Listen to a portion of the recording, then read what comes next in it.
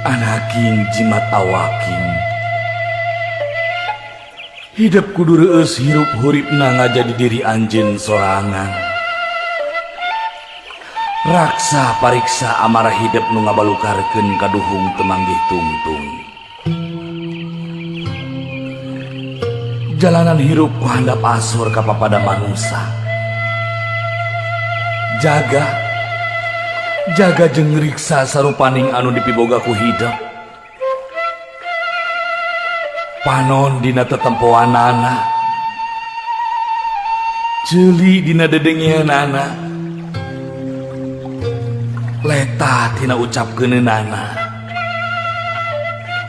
leungeun tina cacabakeunana, suku tina lampaheunana. Jaga riksa lengkah paripolah tinu hal anu matak raheut kana manah batur. Ngarah hidup hirup loba dulur, akur jeung salambur.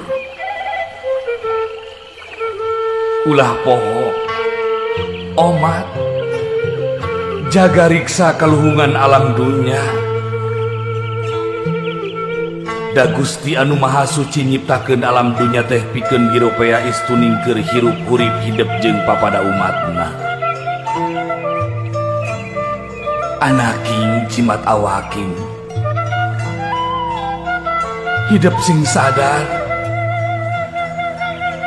ngajalanan hirup hurip di alam dunya teh teu gampang.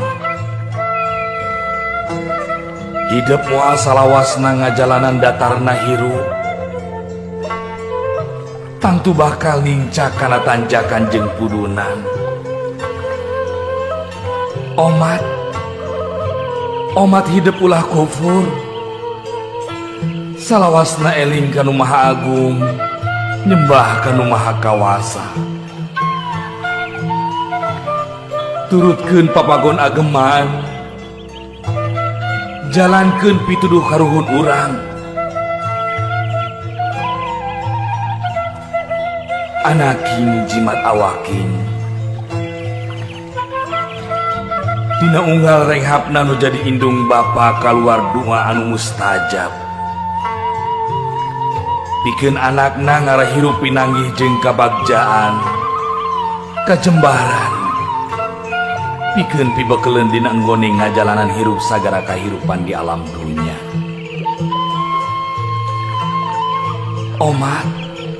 Omat anaking hidup kudu silih asa, silih asih, silih asuh, silih talingakeun ngadiri, silih simbeuhnya kadede, deheuskeun duduluran, raketkeun babarayaan, ulah rek pakia-kia, ulah rek pasalia paham, hamo nepi ka papasyaan. Anaking jimat awaking omat ieu pepeujeuh keur hirup hidup salawasna. Bral anaking jalanan hirup hurip hidup sugan jeung sugan hidup bisa ngajadikeun diri hidup jadi manusia anu unggul.